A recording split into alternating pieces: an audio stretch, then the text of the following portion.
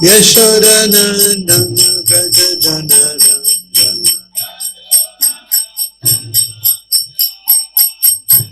Jamunatira Vanachari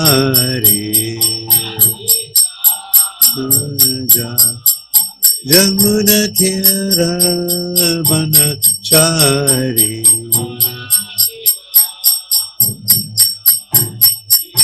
Hare Krishna, Krishna Krishna, Hare Hare, Hare Rama, Rama Rama, Hare Hare.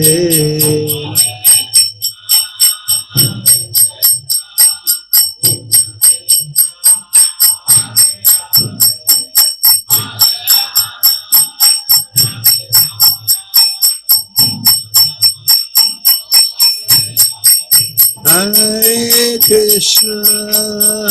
Krishna, Krishna Krishna, Hare Hare, Hare Rama, Rama Rama, Hare Hare.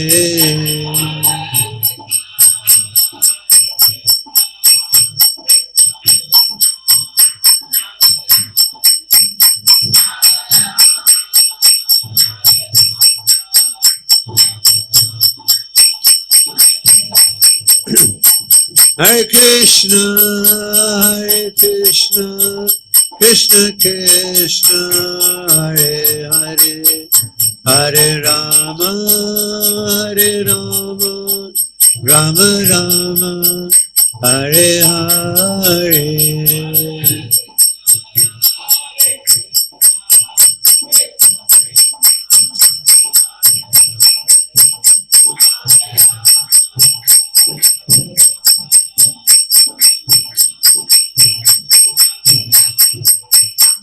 Jai Prabhupada, Prabhupada, Prabhupada, Jai Prabhupada.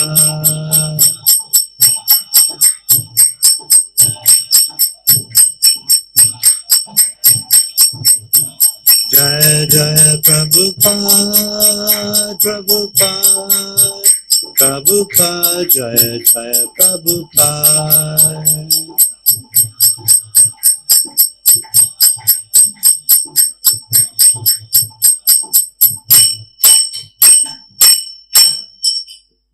To do Premadhvani. Jai Om Vishnupad Paramahamsa Privajakacharya Astotra Satya Shri Srimad His Divine Grace Sri Bhakti Vedanta Swami Srila Prabhupada Ki Jai. Jai Om Vishnupad Paramahamsa Privajakacharya Astotra Satya Shri Srimad His Divine Grace Srila Bhakti Siddhanta Saraswati Maharaj Srila Prabhupada Ki Jai. Ananta Koti Vaishnava Vrinda Ki Jai. ISKCON Founder Acharya Srila Prabhupada Ki Jai. Namacharya Srila Haridas Thakur Ki Jai. Principal Host Sri Krishna Chaitanya Prabhu Nityananda Sri Advaita Gadadhar Sri Vasadi Gaur Bhaktivinoda Ki Jai. Sri Radha Krishna Gopa Gopinath Shamakund Radha Kund Gir Govardhan Ki Jai. Sri Vrindavan Dham Ki Jai. Navadvip Dham Ki Jai. Jagannath Puri Dham Ki Jai. Gangamai Ki Jai. Yamunamai Ki Jai. Tulsi Devi Ki Jai, Bhakti Devi Ki Jai, Samaveta Bhaktivinoda Ki Jai, Shri Radha Gokliman Ki Jai, Gopivallabha Ki Jai, Gaur Premananda.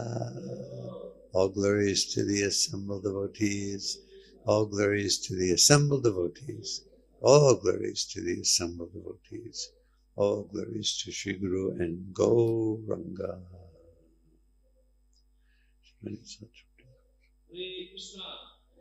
Hare Krishna. Mukta Vindya Prabhuji. So Prabhu had a different schedule, but he adjusted schedule, came all the way to give his valuable session. Yesterday, so many devotees had so many questions to him, and they were so inspired, and they wanted to hear more from Prabhuji. And Prabhuji also adjusted, so we are very grateful. that despite his advanced age and so many other constraints, he is extending himself to give his valuable assistance to us. So let us thank Prabhuji and welcome Prabhuji and Shishimtai Gauranga Temple by loudly chanting Haribo! Haribo! Haribo! Thank you very much, Prabhuji. Thanks. Thank you for having me. It's a humbling experience to give class here. Om Namo Bhagavate Vasudevaya. Om Namo Bhagavate Vasudevaya. Om Namo Bhagavate Vasudevaya.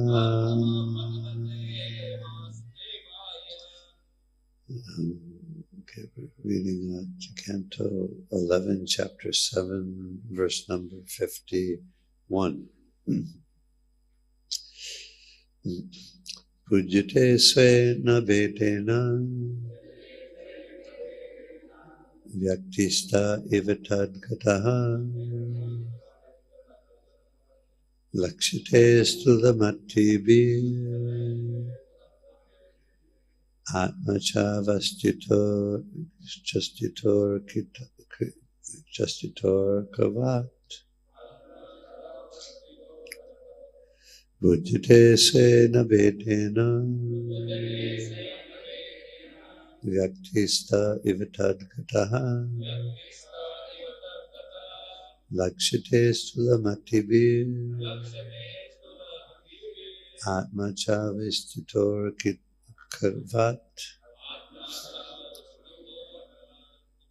Bhujite svena vedena Vyaktista ivatad gata lakshite stulamatibi atmachavastito akavat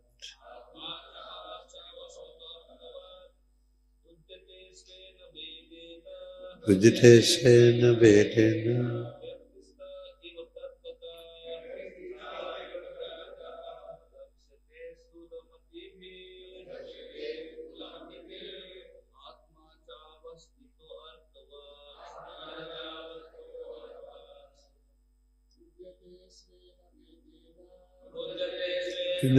Ena Aktisthana Kataha Lakshate Stulamatibi Atma Chavasthitor Kava Pujite Sena Vedena Aktistha Ivatadgata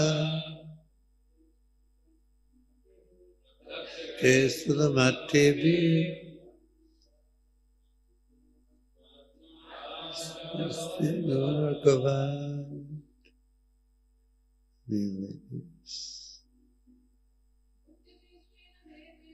Pujite sena vedena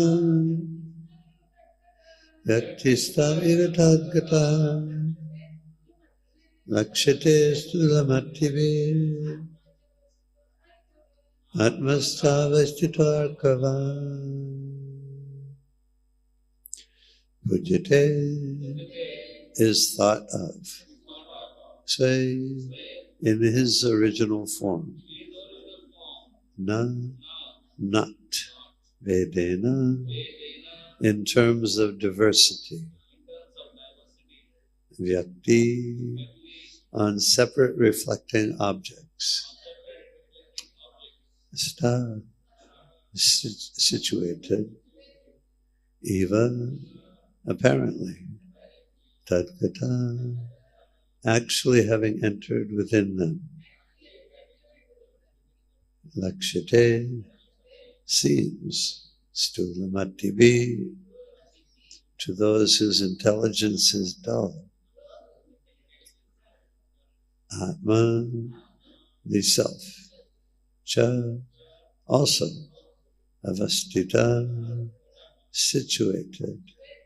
Arkavat, like the sun. Even when reflected in various objects, the sun is never divided, nor does it merge into its reflection.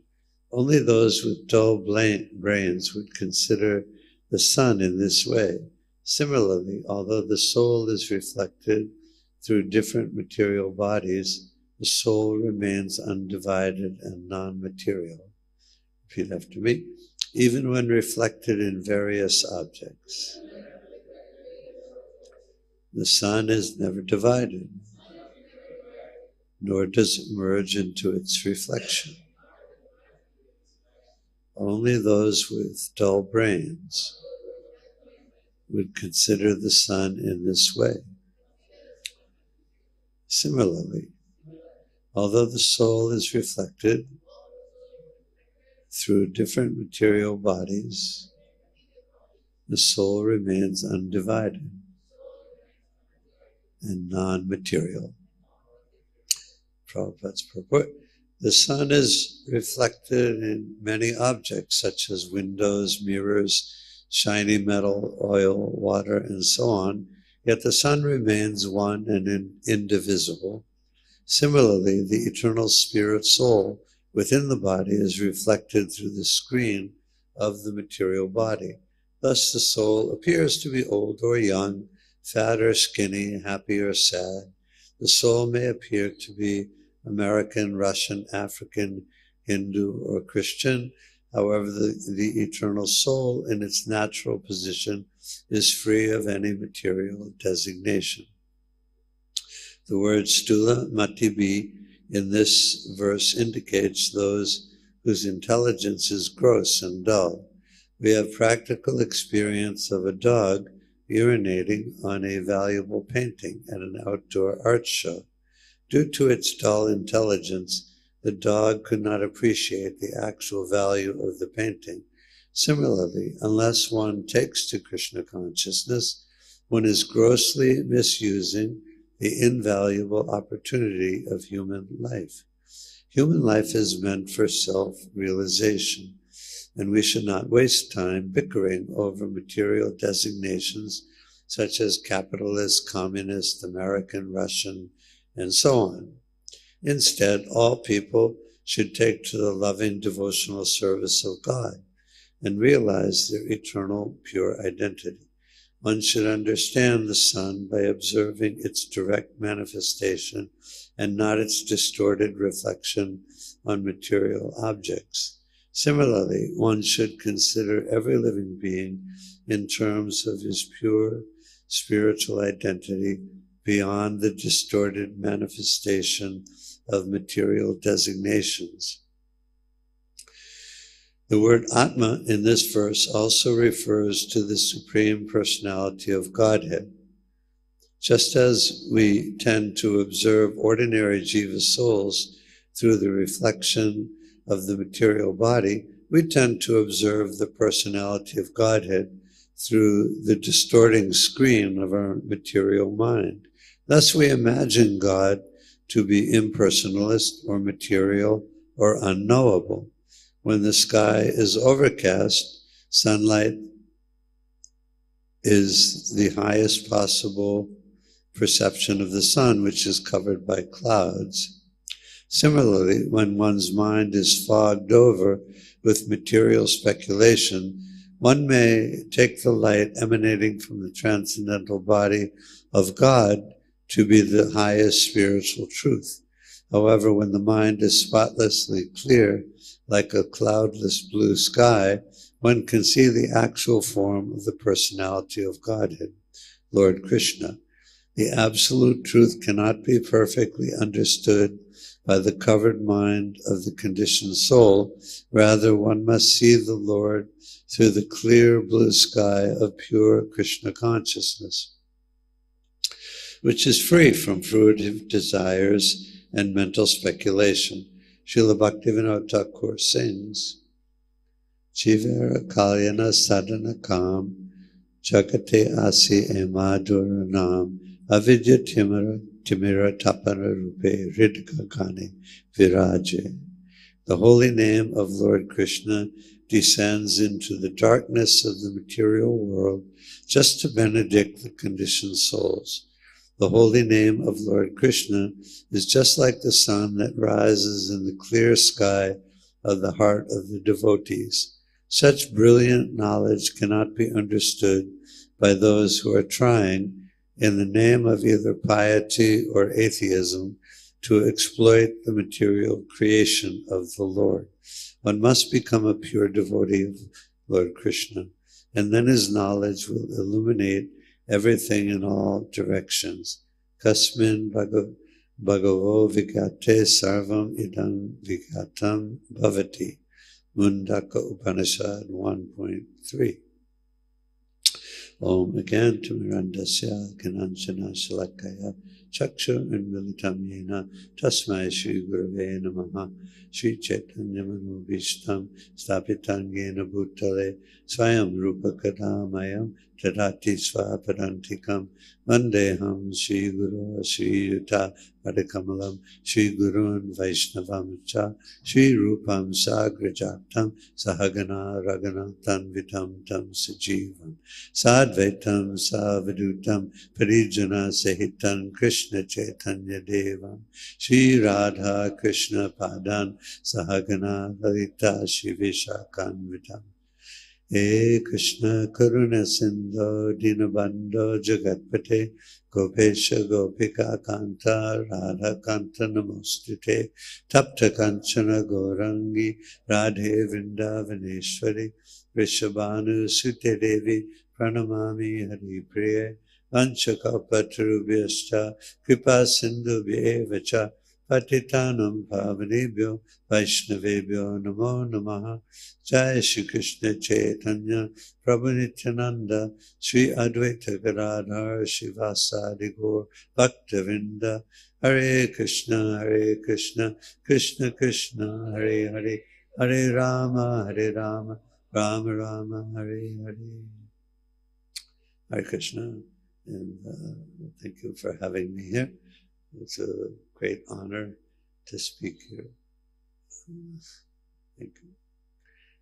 And, just one quick thing. On the way here, I stopped in England for a few days, and one day there was sun.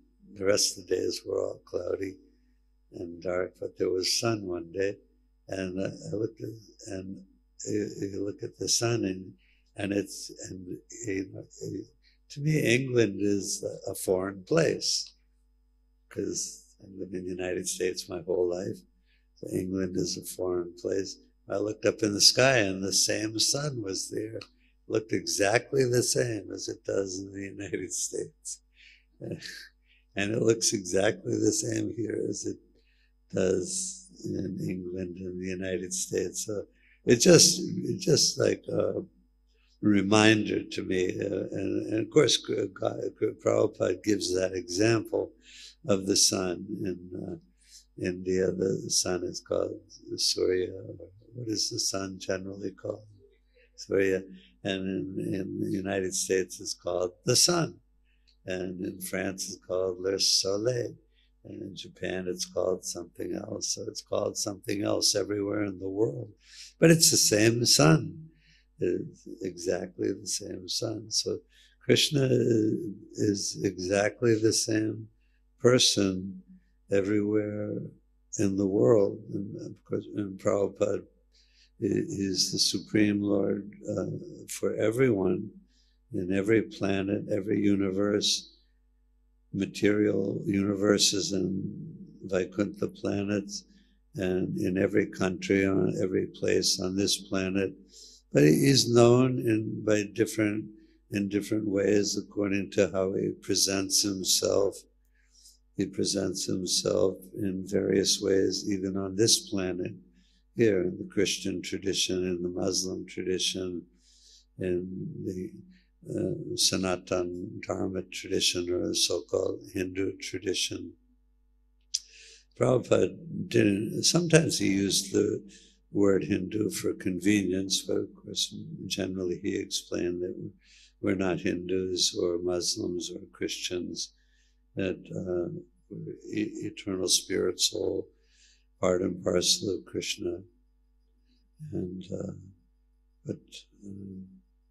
and Prabhupada refers to the New and Old Testaments and the Quran as Yavana Shastras, the Shastras of the meat eaters. So but they're Shastra. They're meant for the same purpose of guiding people to fallen souls to our eternal relationship with Krishna. And Prabhupada would often give a definition of religion or an explanation of what religion is. People have all kinds of fuzzy ideas or weird ideas of what religion is, but Prabhupada always gave a very simple explanation of what religion is. Religion means to know God and love God. And the second verse of the first canto of the Srimad Bhagavatam, the statement is Dharma Prajita Kaitava. Any kind of cheating religion is kicked out. Any kind of religion that's meant for advancement of sense gratification or power within the material world, or for anything other than understanding Krishna and developing. Sometimes Prabhupada uses the word developing pure love of Krishna, and sometimes he uses the term remembering our original love for Krishna. But they use them interchangeably. Sometimes you might think of developing as you're starting from the beginning, and you have to make it from the beginning. But Prabhupada, when he says developing a pure love of God, he uses it in the same sense as remembering our original love of God. And pure love of Krishna is dormant in the heart of every living entity. Everything is there. It's dormant. It's just waiting to come out.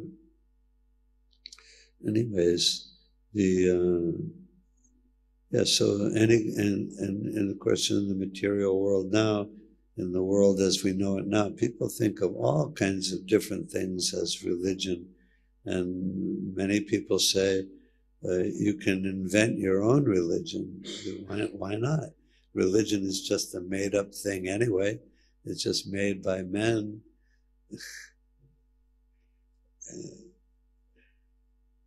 My father was like that. He was an atheist and a scientist, material scientist. And he said, he's a very nice atheist, but he's kind of an atheist. And he said that, well, he goes by the material history of the world as we learned it in school in the United States, and is mostly, I think it's taught and mostly in the world today. I don't know about in India, but up until a few thousand years ago, human beings were barely human, and they were evolved from the apes and developed up to the prehistoric species of human life. And then they became cave dwellers, and they learned to make a wheel and learned to make fire and learned to grunt and say some basic words. That's the understanding of history that pretty much everyone in the United States goes by. And that's definitely the idea that my father went by. And he said his opinion was that, well, before people had science, they didn't understand how the sun was there and how the wind blew and how the seasons changed and how anything, all the material things, how they didn't understand how that happened because they didn't have science. And so they made up a big man in the sky who's making everything happening, because they see on the earth that people make things happen.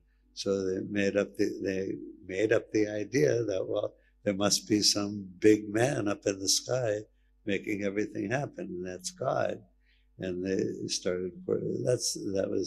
That's how many people think. Many material people who are influenced heavily by Darwinian evolution and material science, they think. And then the priests came along and they became the authorities, and that's how they got power. And and so religion developed, and all the rituals and hymns and so-called scriptures were written down by men who just used the so-called word of God to control people. And that's one idea that's definitely prevalent. And so that's a very good example of Stula Matibir. That's people with dull brains and very gross intelligence. They can't, they basically are not much more elevated than the animals. And in this purport, Sridhananda Maharaj gives the example of, he was at an outside art show and he saw a dog urinating on a valuable painting. And he said, well, you can't blame a dog for that. He doesn't know anything. He doesn't know the difference between a valuable painting and a tree stump, or he doesn't know the difference. You can't blame him for that. And because his intelligence is so undeveloped and it's so gross and dull, that there are no rules, religious rules or economic rules or government rules for a dog or any kind of animal. They're ruled by their instinct according to whatever species of life they're born into. And so the human beings in Kali Yuga are basically like animals. Definitely in my experience, in where I come from, consciousness is very, very, very low, very gross, very coarse behavior, very dull intelligence. And of course, I didn't know all this until I came to Krishna consciousness. I know when I think the first day I went to the temple when I was 18 years old, and we were taking prasadam at lunchtime, and the devotees were playing a recorded lecture by Prabhupada, and I don't remember anything else that he said in the lecture, but one thing that really hit me then, and which I never forgot, was Prabhupada said, and you should know that you're damn fool number one. And I was like, I'm damn fool number one. My mother told me I was smart. And I did pretty good in school. I got good marks in school. Now I come to the Hare Krishna temple and I'm damn fool number one. Of course, I laugh about it now, but because I know it's true. But at the time, I thought I was pretty cool. I thought I was pretty smart, but I wasn't. I mean, I had a little bit of intelligence, a little bit of reasoning power, but by Krishna conscious standards, by Prabhupada standards, I was just a dull, coarse intelligence, dull-minded, conditioned soul in the material world. I didn't know I wasn't the body. I didn't know that God was real. I had no idea of God. It doesn't get much duller than that, much more ignorant than that. I had a dream a few months ago, and dreams are just kind of weird things usually. You see all kinds of different situations. Sometimes it appears real, and mostly it's just some crazy dream. And but in this dream, it was like any other dream until the very end, like the last short bit of the dream.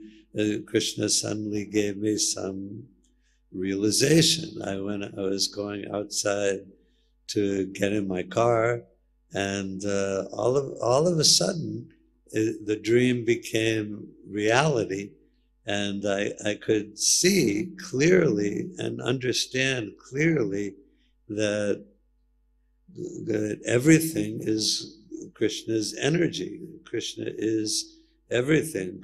God is everywhere, and I had a little bit of momentary realization of that, given Krishna allowed me to have that. And it was very striking, and it was just so obvious, and it just so clear that God is everywhere. Everything is Krishna's energy, which of course I learn in the Bhagavad Gita, learn from Prabhupada, and learn in the Srimad Bhagavatam. But at that particular time, I had a little bit of realization of it. It was like, how do people not know that God is real, that Krishna is real, and that everything is his energy? It's just like the atheists, they say there's no God. It's just like if you went out on a sunny day and you said, oh, there's no such thing as the sun. The sun that's a myth. That would be crazy. But that's the nature of the consciousness because we're covered by illusion. It's not an accident that everyone is in the same illusion. The material energy, Maya Devi, places us under the same illusion, makes us think that we're the body, makes us forget about Krishna. And although Krishna is everywhere, nothing exists except for Krishna and Krishna's energies.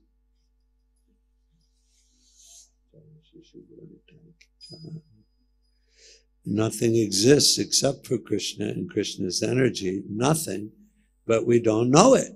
We don't know it. It's the strangest thing. It's very, very strange.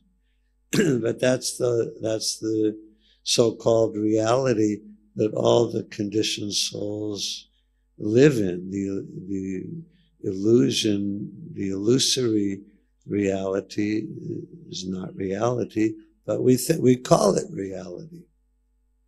We think it's real.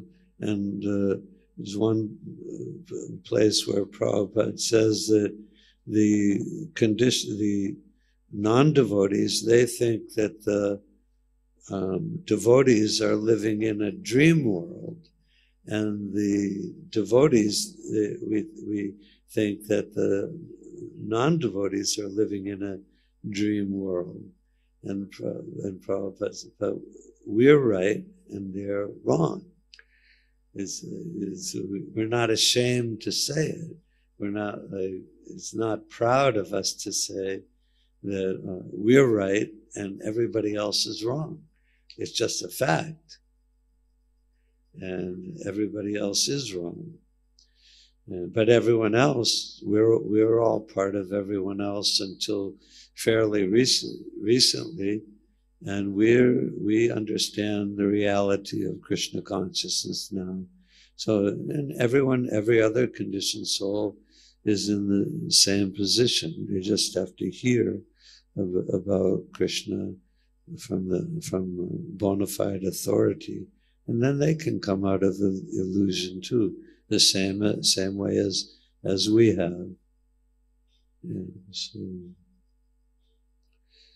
anyways, so the human, Prabhupada says here, similarly, unless one takes to Krishna consciousness, one is grossly misusing the invaluable opportunity of human life.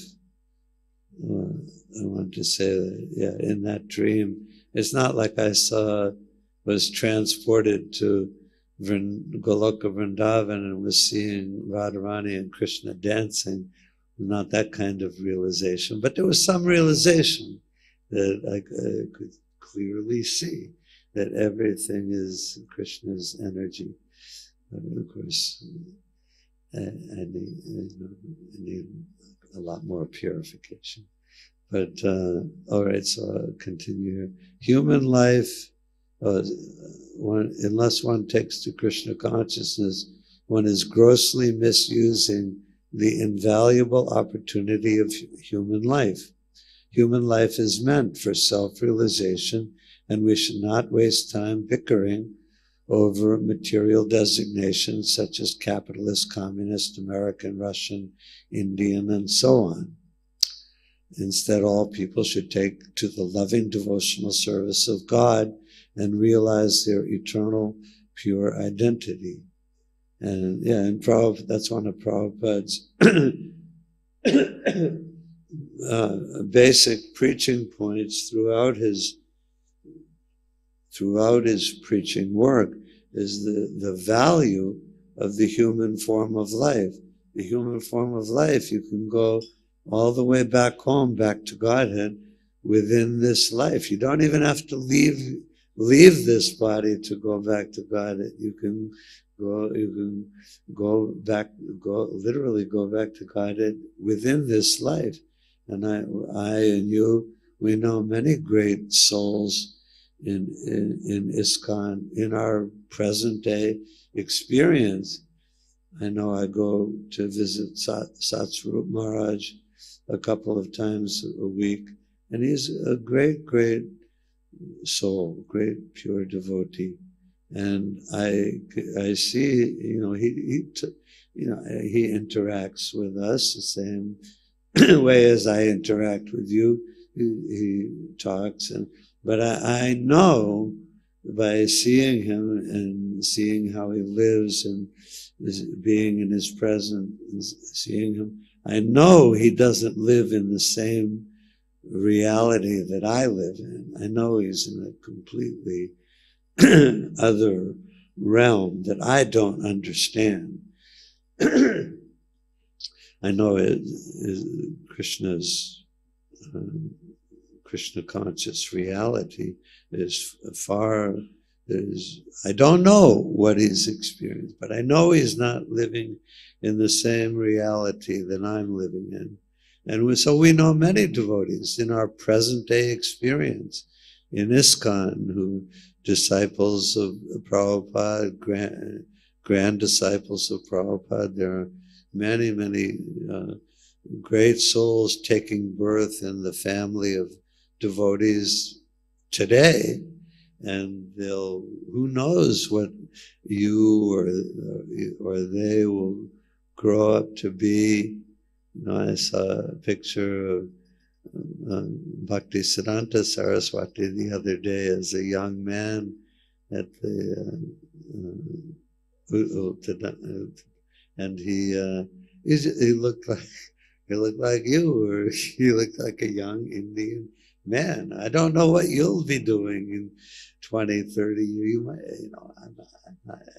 there are so many great souls within ISKCON at the present moment, and there's more and more and more being born every day, And there's more and more that are becoming devotees every day. I tell the devotees in Boston when they go out to distribute books, and it's difficult to distribute books in Boston to the Americans, or not so difficult to the Indians, but to any other nationality in the United States. It's very difficult to distribute books, but and they get a little nervous about approaching the people, and they may feel like, well, how is this person going to take to Krishna consciousness? How will they understand the Bhagavad Gita? But I tell them, you never know who you're talking to. You might meet somebody on the street in Boston, and it might be the next Giriraj Swami, or the next Tamal Krishna Maharaj, or the next Mother Yamuna, or the next. You have no idea who you're talking to when you go out to distribute books or preach in any way, and it's happening still, of course, all over India, but also all over the rest of the world. And there are devotees everywhere, just waiting to be contacted by the servants of Lord Chaitanya in Prabhupada's mission. They're there, they're ready to be devotees. They just need some contact, and they'll become a devotee very quickly. And you have no idea who you're talking to. So, and they like that point, and they take it seriously. They go out to preach, and because not everyone is covered over, but I took to Krishna consciousness right away, and all the devotees in the early days, they took to Krishna consciousness very, very quickly. And it's still happening today. Anyways, it's an important point, especially when you're preaching in a place like United States. It's an important thing to think about when you're preaching. So, and it's our duty to preach. Anyway, the point I was here that I got off track on was that the human form of life is so valuable. And the human form, you use this one body to go back to Godhead in this life, or make even maybe not go back to Godhead in this life, but you can make great spiritual advancement in this life. Prabhupada said, if someone just touches one of my books or just sees one of my books, his whole human life is a success. And that's the beginning of his Krishna consciousness. There's no such thing as a little bit of Krishna consciousness. The smallest contact with Lord Chaitanya in the Sankirtan movement is the beginning of everything. It's the beginning, and it will never be taken away. And it will lead to all the person's future development, future purification very, very quickly, or a little more slowly. If the person is stubborn and resistant, it'd be a little slower. But there's no such thing as just a little bit of Krishna consciousness. Sometimes devotees think, oh, I gave him one piece of prasadam, or he walked past the Harinam Sankirtan and he heard the chanting of Hare Krishna for 10 seconds. And so it's a little bit. He got a little bit. But there's no such thing as a little bit of Krishna consciousness. It's a start, and that start is the beginning of everything. Like when Prabhupada went to Russia, he was only there for 2 days, and he met 2 young Russian men, and one of them became a devotee, and right away. And from Prabhupada being there for 2 days and talking to 2 men, from that one man who became a devotee, Krishna consciousness spread all over the USSR, all over. And now today there are hundreds and thousands, millions of devotees all over Poland and Hungary and Germany and Russia and everywhere from one person. And so, so there's no such thing as a little bit of Krishna consciousness. And this human form of life is so rare. It's like, if you had, but it's wasted by, everyone is wasting it completely on sense gratification. It's like, suppose if you had $1 million in your hand, and I said, oh, you have $1 million. Well, I have a piece of bubble gum here. It's a really good piece of bubble gum. I'll sell it to you for $1 million. And if you say, oh, that sounds like a good deal, I'll give you $1 million for a piece of gum. That's crazy. That's insane. But what a waste of his money. It's a lot of money. But the waste of the human form of life in sense gratification is a much, much bigger waste than just throwing away $1 million uselessly. The human form of life is so valuable, and it's our duty. We're so fortunate in the first place to be in a human form of life, and the most fortunate thing is meeting the representatives of Sri Chaitanya Mahaprabhu and having enough uncovered intelligence to take to Krishna consciousness seriously and surrender to Lord Chaitanya, to Prabhupada in his Sankirtan movement. There couldn't be any greater fortune than that, any better use of our human form of life. That's the only purpose of the human form of life. So anyway, he goes on to say, when the sky is overcast, sunlight is the highest possible perception of the sun. You can see the sun through the clouds. You don't see the sun globe, but you can perceive the sun's rays. You don't even you can perceive the sun's rays. The highest possible perception of the sun is the sun's rays. Similarly, when one's mind is fogged over with mental speculation, one may take the light emanating from the transcendental body of God to be the highest spiritual truth. However, when the mind is spotlessly clear, like a cloudless blue sky, one can see the actual form of the personality of God, Lord Krishna. And Prabhupada says in different places about the 3 different aspects of the absolute truth, the Brahman, the Paramatma realization, and Bhagavan realization.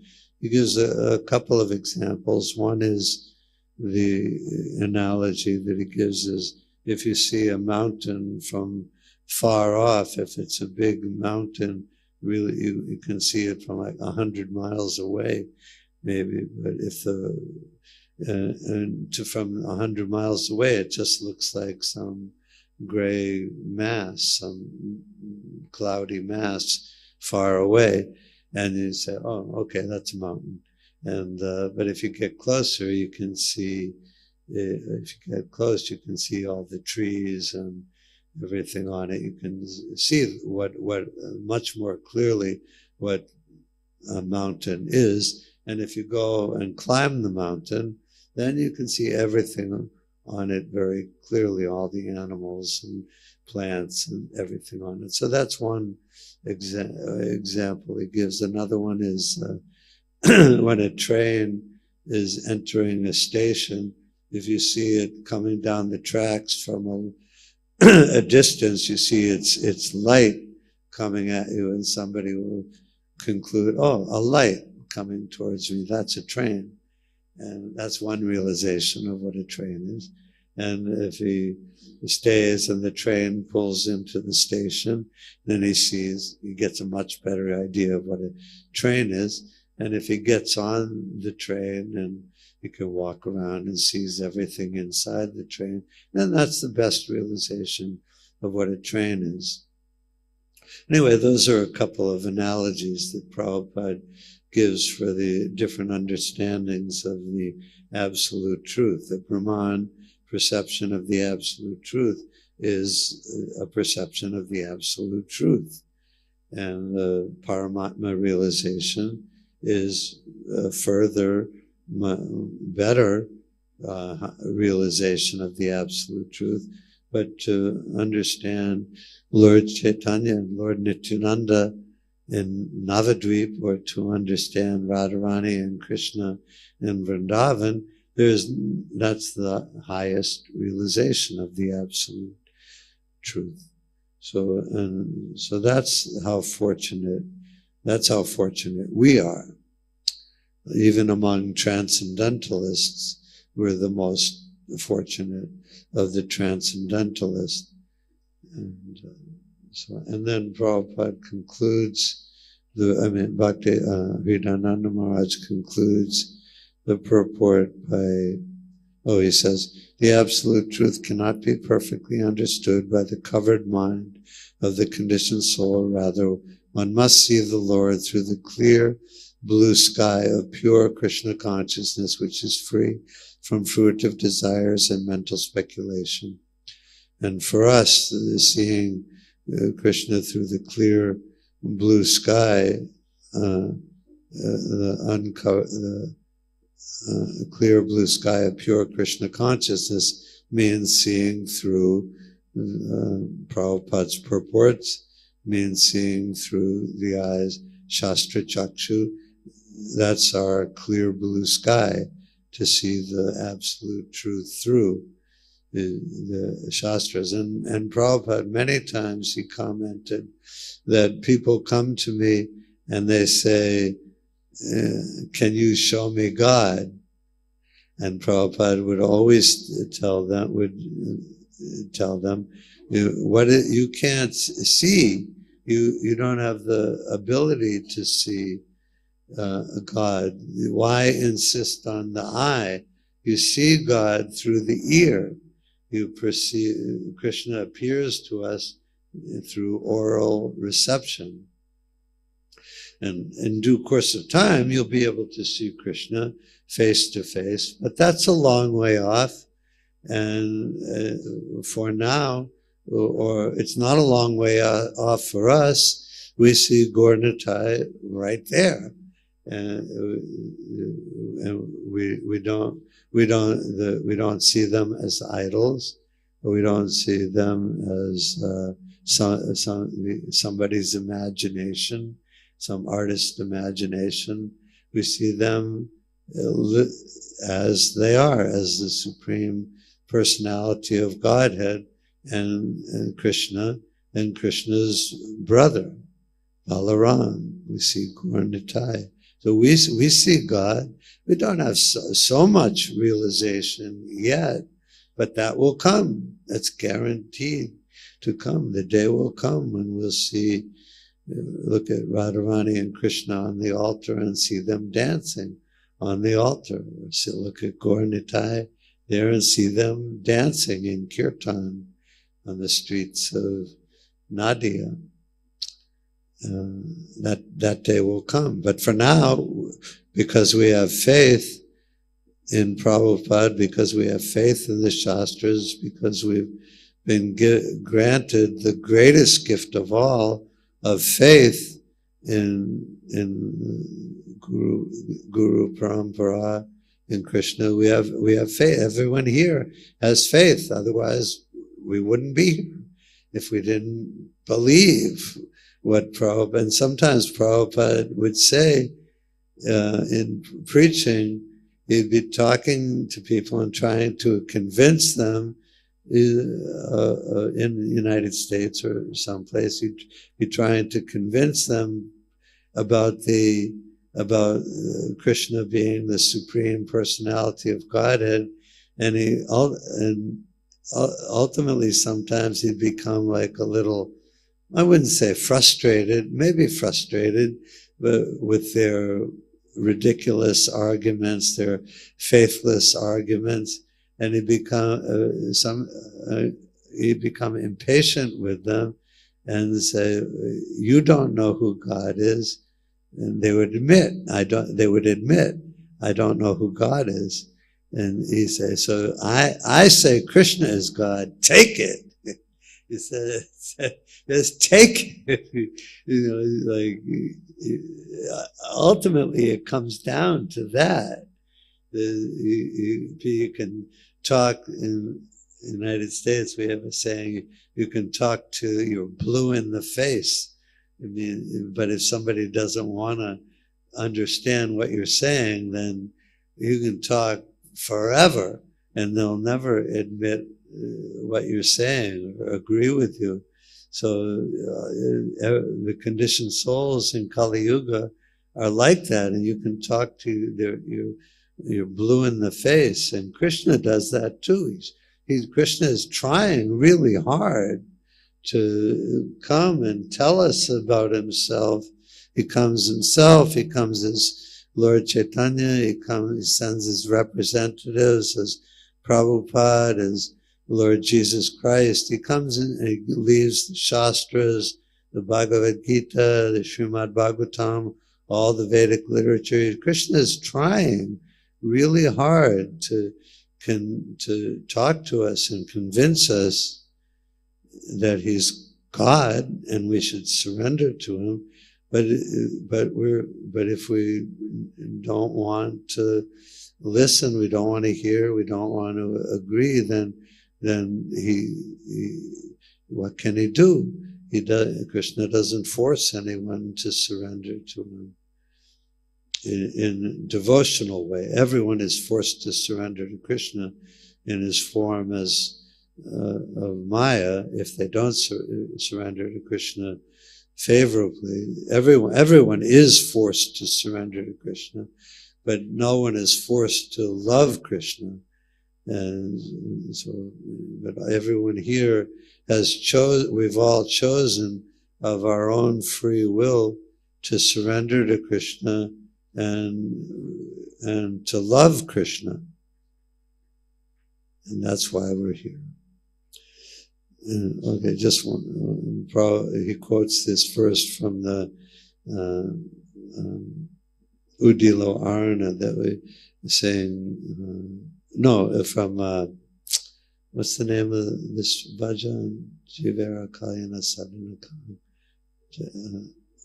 Udilo Arna. And I was thinking of Vivavarish. It's Udilo. We sing this Udilo Arna a lot in Boston. It's one of my favorite songs, bhajans. And when I first moved in the temple, we used to sing this parts 1 and 2 of Udilo Arna every day before the curtains opened for Mangal Artik. So I got to like it from as soon as I moved, and it's still one of my favorite bhajans. You can hear Prabhupada singing it. It's very wonderful. The holy name of Lord Krishna descends into the darkness of the material world just to benedict the conditioned souls. The holy name of Lord Krishna is just like the sun that rises in the clear sky of the heart of the devotees. Okay, so I better, let's see. I better stop. Okay. Any questions, comments? Yeah. Anybody has any question? Yes.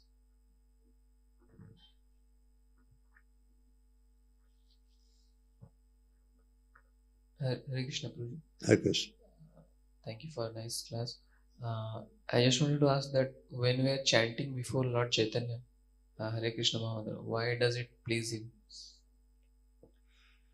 he likes to hear his name. There's one well-known book in the United States. It's one of the earliest self-help books.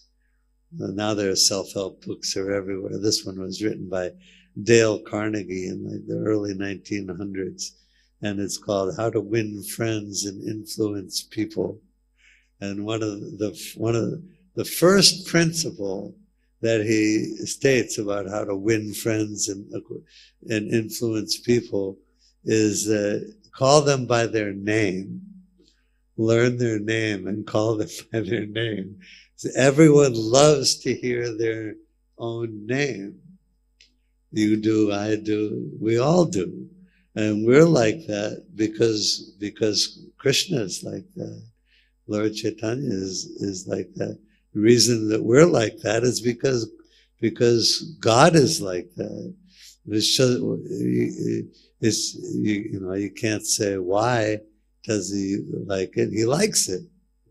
Like people ask, sometimes they say, why is Krishna blue?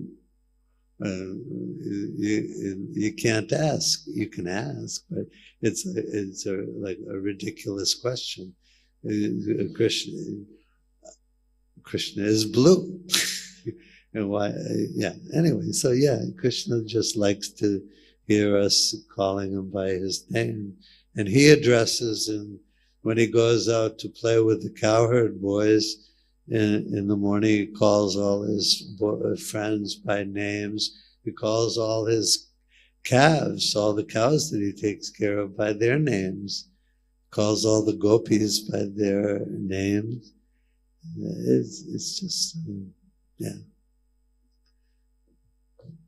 Thank you. Just one more thing. Yeah. So Lord Chaitanya is always thinking about Lord Krishna. So it makes sense that if he always chants the name of Krishna, but why does he chant both the names of Krishna and Radharani in the form of Hare Krishna Mahamantra?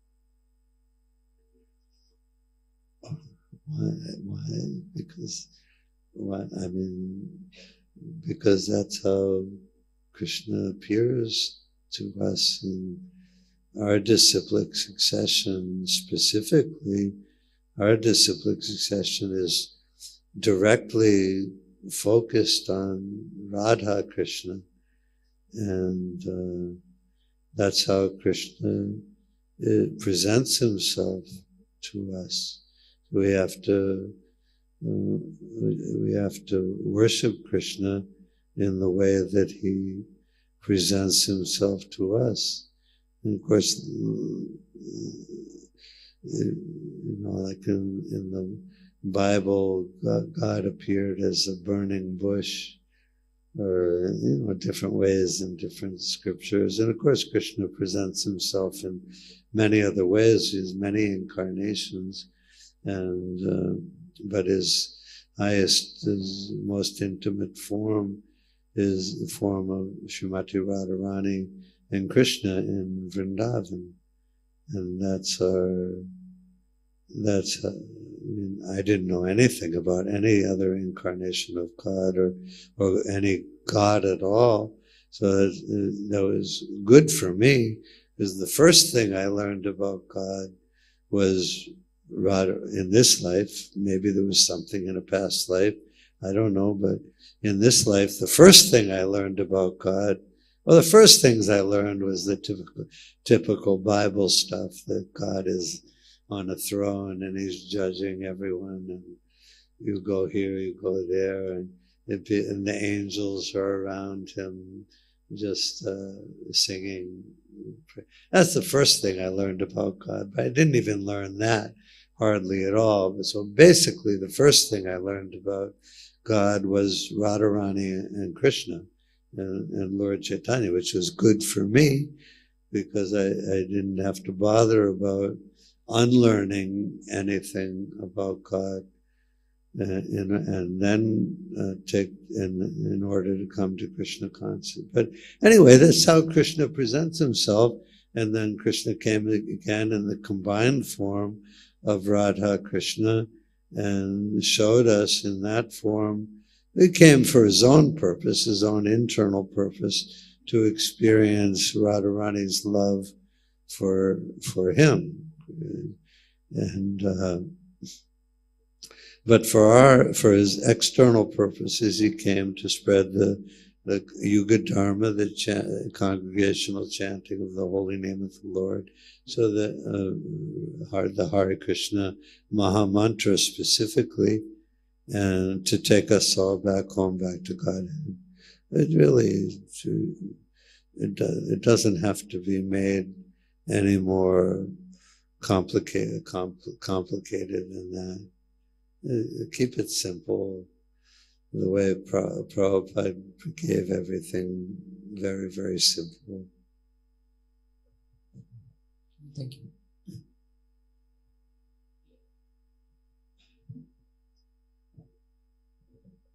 Hare Krishna. Hare Krishna. My question was that in the purport it is mentioned that sun reflecting through many surfaces, Yeah. still the sun remains the same, and the foolish people think that the reflection is that.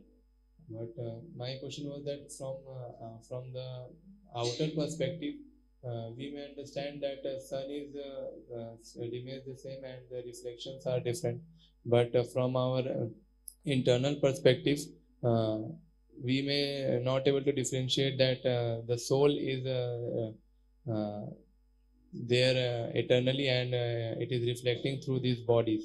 So how we can understand that, because we cannot also break the surface mirror like that and just understand that we are soul. So how we can? And it's the same thing. We see through the eyes of Shastra. I still think I'm this body, and when I go outside in a cold day, I'm like, oh, I'm so cold, and on a hot day, it's like, I'm so hot. And I still think I'm the body, and to a large extent, we still identify with these bodies. This doesn't really matter too much in Krishna consciousness, because we use our bodies in Krishna's service, and anything used in Krishna's service regains its spiritual purpose. The microphone, if it's used for a rock and roll show, you don't have rock and roll anymore, but have rap and other stuff. But if it's used for some kind of musical performance, non-devotional, then it's just a hunk of metal and some plastic and some electrical components. But if we use it in Krishna's service, then it's transcendental. So our bodies, we know we're not the body, but if we use our bodies, we are using our bodies in Krishna's service. So our bodies take on their original, are spiritual, but how to perceive it? I don't perceive the soul. I don't perceive my soul, me. I don't perceive me within this body, but we perceive it on the basis of knowledge and education from the Vedic, from the Shastras, from Prabhupada. I don't realize much of anything in Krishna consciousness, but I have faith in everything that Prabhupada says, and so I can repeat it with full confidence that it's the absolute truth, and if I follow it, and I will come to see and love Krishna directly, and I'm already serving him in disciplic succession, so I will have that understanding more and more over time. And if I tell anybody else about Prabhupada's instructions, they will too. They can too. Everything is just accepting what we hear in disciplic succession. When you'll understand much more, but for the present time, this is plenty. It's good enough. You don't have to be a completely pure devotee to help take care of this temple, to sweep the floor, cook the prasadam. You don't have to dance in kirtan. We're neophyte devotees. Neophyte means beginner. We have a long way to go, but we're in the category of devotee. Okay, better stop. Last question. Yeah, sure. I just thought I'm maybe going on too long. So I just wanted to ask you one thing.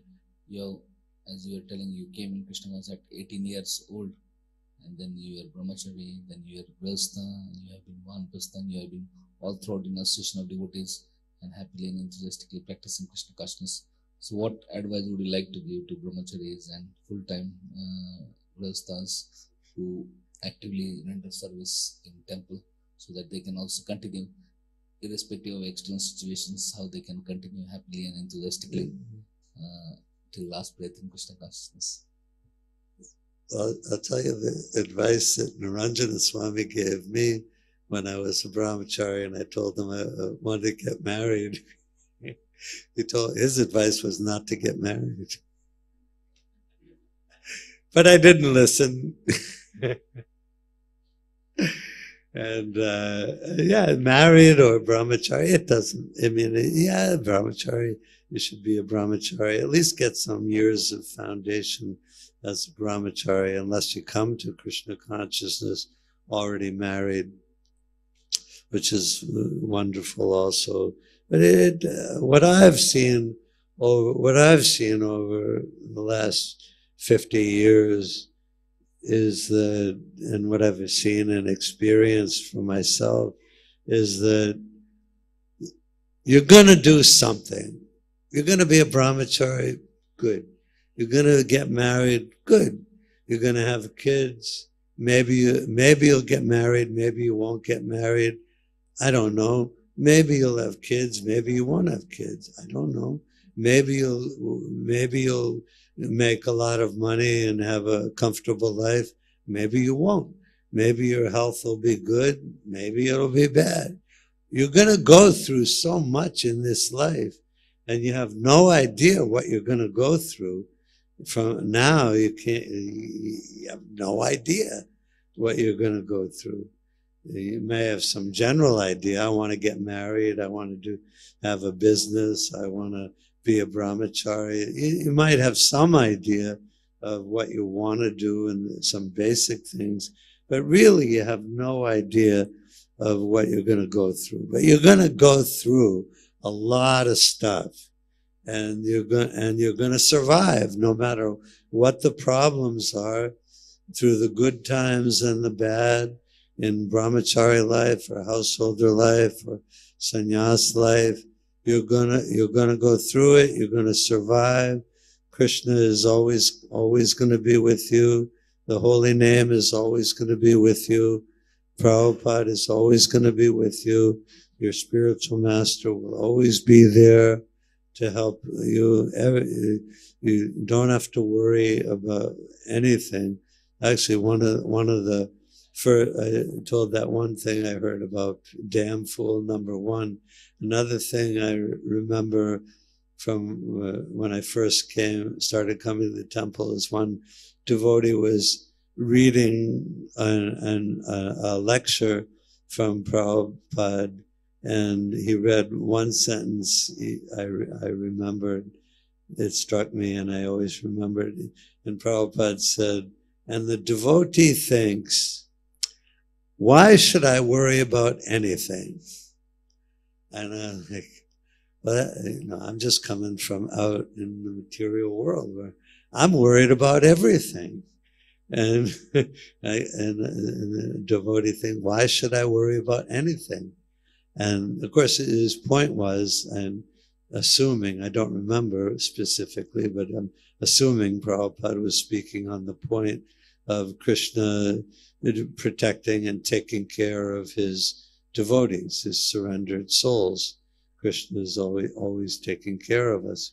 We should believe Krishna when he says that Krishna is I carry what they lack and I preserve what they have. We should believe it, and Krishna means it. And I've seen that all through my Krishna conscious life, is that all the devotees, somehow or other, Krishna takes care of all the devotees, whether they're brahmacharis or grihastas, or whether they leave the temple for some time, leave Krishna consciousness for some time.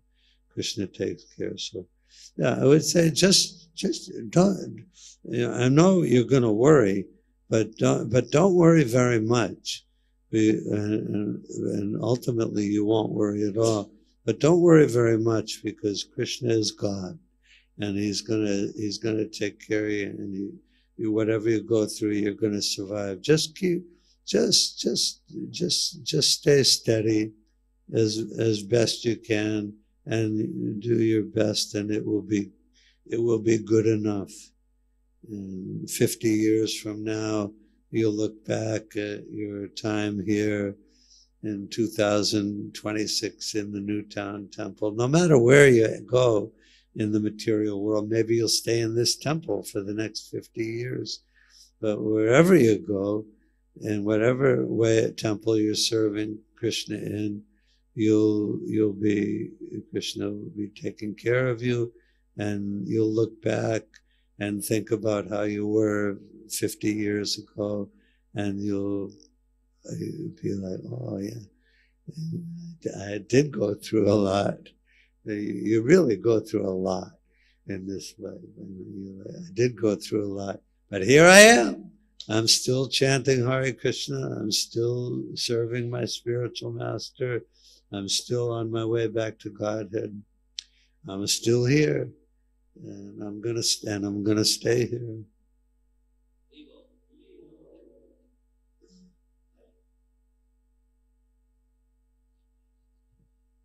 Thank you very much, Prabhu.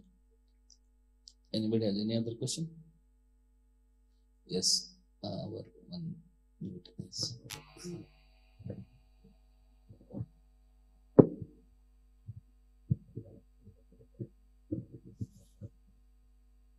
Hare Krishna.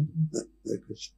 Prabhu, I wanted to ask, I read one quotation of Srila Prabhupada. He was saying that not only in India but throughout the world, I see that people are in so much of disturbance because the social condition is all disturbed. So this can only be, I meant to say, it can only be organized through Krishna consciousness. So your any thoughts on how to organize our society and people in general? Well, yeah, it's a fact. Everyone is disturbed. In fact, that's the overriding characteristic of the people in Kali Yuga, is above all, their minds are always disturbed. And I know that from my own experience. You know that. Our minds are like, our minds are always disturbed. And society as a whole is just a crazy, mixed up mess. And yeah, the only hope is the spreading of the Krishna consciousness movement. And Prabhupada did say that in the future, it will be recognized that the Krishna consciousness movement saved the world. And the fact of the matter is that, I know how to do little things, but there are many devotees in ISKCON, like Acharya Ratna Prabhu and many other great, powerful devotees who can do big things, and they are doing big things all over the world, like incredible things. Krishna consciousness is spreading like crazy all over the world, and this is only the beginning. This is only after 60 years. We can't imagine how much Krishna consciousness will be spread 100 years from now, 200 years from now, 500 years from now, who can imagine how Krishna consciousness will become influential all over the world because it's Krishna's desire. And whatever, and there was one purport in the Chaitanya Charitamrita where Prabhupada says, and he finished the purport, he wrote that purport in, I think, 1970, and he only said started 5 years earlier, or maybe it was 71 where he, anyway, it was or 70 or 71 where he wrote the purport. And he said, people are amazed at how this Krishna consciousness movement has spread all over the world in only 5 years. It's not a long time, 5 years. And he said, but what to speak of 5 years? In 5 days, Lord Chaitanya could spread his name and fame all over the world like wildfire. So those are the exact words he used.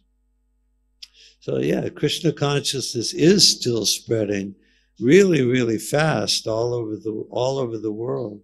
Definitely in India, Russia, all over Europe, Eastern Europe, all over the United States, all over South America. The Krishna consciousness is growing like crazy all over the world. So, yeah, just all we have to do is just play our tiny little part. We're just tiny little living jiva souls trying to do some little service in whatever temple we're involved in, and that's what we can do. We can do something small, and that's enough. Lord Chaitanya is God, and he knows how to do everything, and he knows how. Like sometimes a father will be building something, or let's say he's building something, and he asks his little son or daughter, like 3 years old, bring me the hammer from over there, and bring him the hammer, and he says, oh, thank you very much, you helped me so much. And so that's sort of our position in ISKCON. We're working really hard, and we're trying to do as much as possible, but Krishna, Lord Chaitanya is the main actor, the main.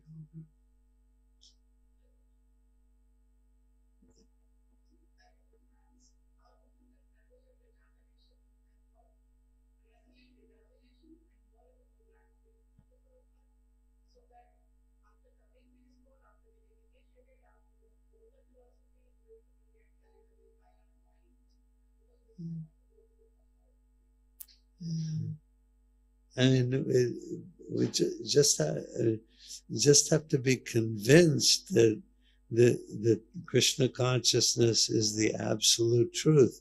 There is nothing else. Everything else is illusion. Everything else is Maya. We have to know that and be convinced of that. And it's not hard to be convinced of that. When you meet the devotees and read Prabhupada's books, it's not a giant step that a common thing that people say about people who believe in God or believe in religion. They say, oh, you have to take a leap of faith. And they envision they use that phrase, a leap of faith, where I come from. And they envision a leap of faith like maybe they're jumping off a 20-foot ladder, and somebody says they're going to catch them, and they say, "Yeah, I'm going to catch you. I'm going to catch you." They think of a leap of faith, something like that. Like, yeah, you can leap, but I don't know. They're probably not going to catch you, and it's probably not true. I'm not taking that leap of faith. But the leap of faith is more like if your father is a table here, and a little kid is on the table, and the father is standing right here with his arms right there, and he's saying, "Come on, jump, jump! I'll catch you, I'll catch you." And the child, no, the child might be a little nervous at first, but he can see it's not far. It's only a couple inches away. His father always takes care of him. His father never lies to him. So if I jump, my father's going to catch me, and I'll be fine. The leap of faith is much more like that. If we read the Shastras and Krishna grants us the gift of faith in that this is the absolute truth, then that's everything. That's all we need. And then from that, everything else will come over the course of time. We'll meet, we'll associate with the devotees, we'll chant Hare Krishna, we'll give up our bad habits and become progressively free from our anarthas, and we develop a strong attachment for Krishna, and ultimately we'll attain pure love of Krishna. Everything starts with that little bit of faith. So you'll do it. We're doing it. We're going to keep doing it. We're not going to abandon Krishna. We're not going to lose faith in Krishna. We're going to stay with Krishna. Thank you very much, Prabhuji. So we are so grateful to you, Prabhuji, for your wonderful session yesterday, today, and answering so many questions very wonderfully. Thank you very much. So thanks for having me. Let us thank His Grace, Mukta Vindya Prabhuji, for giving his valuable session here at ISKCON Bhagavatam. I loudly chanting 3 times. Haribo! Haribo! Haribo! So Prabhuji will be visiting holy places in Kolkata today, and then tomorrow he will go to Mayapur. We hope every year he keeps on coming and giving his valuable session. Haribo! Haribo! Hare Krishna. Thank you for having me. Thanks for listening. I remember one time in this will be short, it won't be long at all, it'll be short, but in about 1980 or so, Naranjana Swami, Naranjana Brahmachari, was president in the Boston Temple, and Jayapataka Swami came to visit for a couple of days. And before, there had been several other sannyasis coming and visiting our temple, and I was a cook. I was in charge of the kitchen, and I was a cook. But I wasn't a good cook. I mean, really, I'm not being modest. I'm telling you, I wasn't a good cook. And so the other sannyasis would come, and sometimes after they had what I cooked, they'd call me up to their office and the room they were staying in. And it's and they mostly by that time it was like 1980, and all the sannyasis and everyone had spent quite a bit of time in India, and they knew what good cooking was, and and they knew I wasn't a good cook, and they called me up to the room and chastised me. But Jayapataka Swami, he was there for a couple of days, and he also ate what I cooked. And on the way, when he was leaving, on the way out the back door to the car, get in the car and leave, he stopped by the kitchen. It's right by the back door. And I was cooking in the kitchen at the time, and with a couple other devotees who were cooking the Raj Bhoga offering. And he stopped by, and he stopped at the door, and he looked in, and he looked at us, and he said, "Well, thanks for everything." And he meant it. Thanks for everything. And I said, "Well, I like that sannyasi. Of course, I already liked him anyway, but I thought that was pretty good. Anyway, thanks for having me here.